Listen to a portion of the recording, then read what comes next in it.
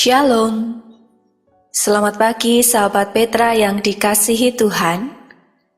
Kiranya di awal pagi ini kita senantiasa beroleh kekuatan serta semangat untuk mengasihi orang lain. Mari kita bersama-sama membuka hari dengan sapaan sabda Tuhan melalui embun pagi hari ini, Senin 13 Februari 2023. Bersama saya, Septianingsih dari GKJ Jatimulyo. Sebelum menghayati firman Tuhan, mari kita siapkan hati dalam doa. Tuhan, di pagi hari ini kami datang di hadirat-Mu, mengucapkan puji syukur dan terima kasih atas penyertaan-Mu dalam hidup kami. Terima kasih atas kekuatan yang Engkau berikan kepada kami. Terima kasih ketika kami boleh beristirahat semalam.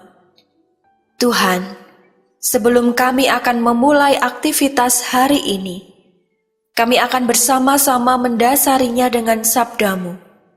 Kiranya kami dimampukan untuk menghayatinya, sehingga kami semakin dikuatkan untuk menjalani hari ini. Kiranya Roh Kudus menuntun kami dengan hikmat kebijaksanaan.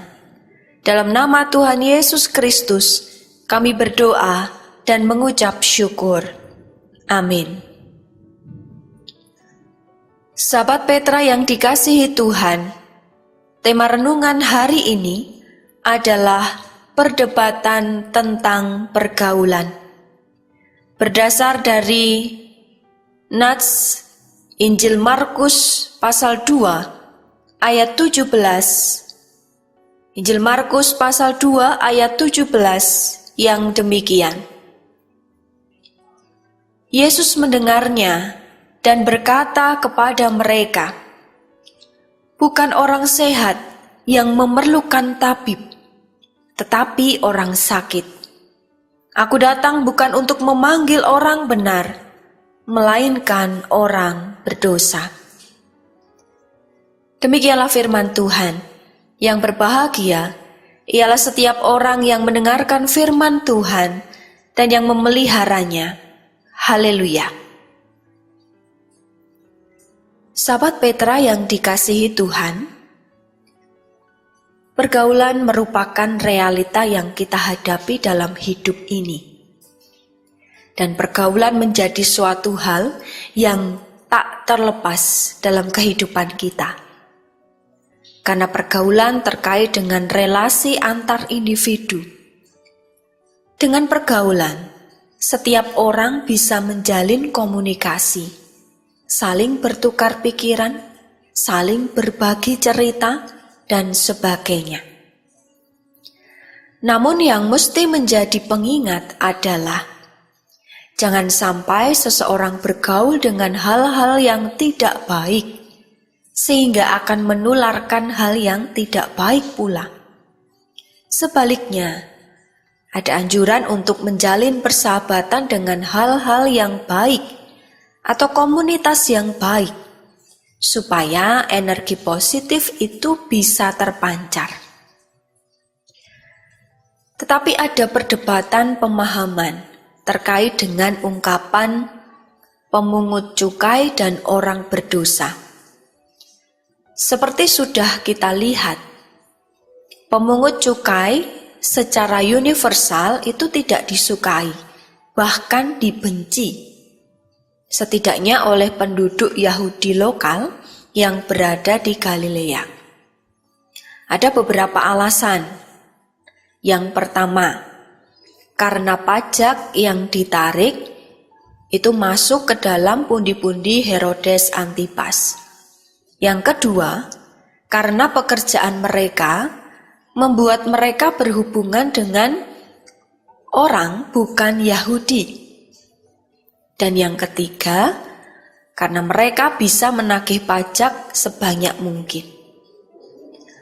Orang berdosa dalam konteks ini tidak hanya mereka yang tidak taat pada hukum moral Allah, tetapi juga mereka yang baik karena tidak tahu maupun memang berniat tidak hidup menurut tradisi para ahli Taurat. Kedua kelompok ini dijauhi oleh penduduk yang terhormat, yang tidak mau memberi atau menerima keramahan dari mereka, karena khawatir akan menjadi najis. Tapi Yesus sengaja dengan bebas bergaul dengan mereka, karena tidak punya rasa takut seperti itu.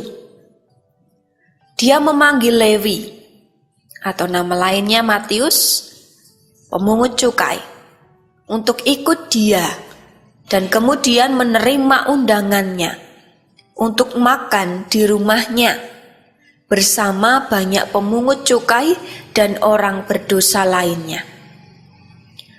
Ketika para ahli Taurat berkeberatan, Yesus menanggapinya dengan mengutip pepatah yang menyamakan dirinya seorang tabib yang melayani orang-orang sakit, sehingga mau tidak mau harus berada di antara mereka yang membutuhkan. Ketika mengatakan bahwa dia datang untuk menyerukan pertobatan, tidak kepada orang benar, melainkan kepada orang berdosa. Dia tidak bermaksud mengatakan bahwa ada orang yang begitu benar sehingga tidak perlu diselamatkan lagi, melainkan bahwa ada orang yang merasa begitu. Benar di sini maksudnya benar diri atau merasa diri benar. Sama seperti kita tidak pergi ke dokter kecuali jika kita sakit dan mengakui bahwa kita sakit. Begitu juga kita tidak akan datang kepada Kristus kecuali jika kita adalah orang berdosa dan kita mengakui itu.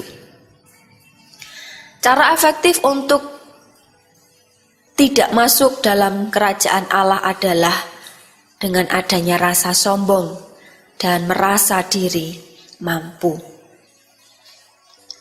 Sahabat Petra yang dikasihi Tuhan, dari sekian banyak pemungut cukai yang dipandang tidak baik, bahkan dijauhi dalam pergaulan, namun ada juga satu di antaranya yang mau bertobat dan mengikut Kristus. Lewi telah membuktikannya. Lewi membuktikan kesungguhan hatinya untuk bertobat dan mengikut Kristus, menjalani hidup baru. Kehadiran Tuhan Yesus di dunia menembus batas. Bahkan ia berkenan hadir bagi orang-orang yang terisolir. Tuhan Yesus tidak membenci siapapun, tetapi ia tidak menghendaki tindakan jahat terjadi.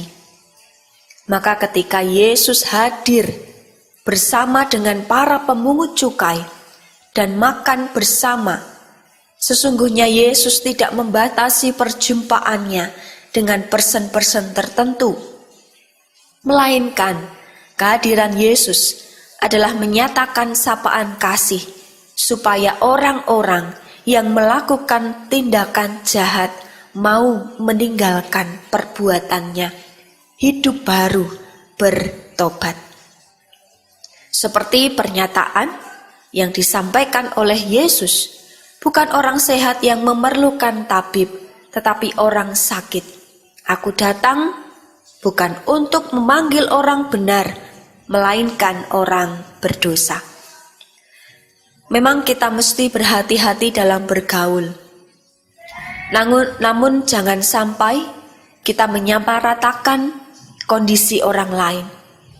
Yang Tuhan kehendaki adalah bukan membenci orangnya, tetapi menjauhi perbuatan buruknya. Amin. Sahabat Petra yang dikasihi Tuhan, mari bersama kita kembali di dalam doa. Tuhan Allah yang Maha Kasih, kembali kami datang kepadamu dan bersyukur atas firman yang boleh kami hayati pada saat ini. Terima kasih Tuhan atas firman-Mu, dan kiranya kami dimampukan untuk menghadirkan kasih di tengah persahabatan dan relasi kami dengan sesama kami. Meskipun dalam proses perjalanannya, di tengah relasi yang kami jalin, ada hal-hal buruk dan baik yang mesti kami hadapi. Mampukanlah agar kami tetap memilih untuk bersahabat dengan hal-hal yang baik, yang positif dan membangun kami.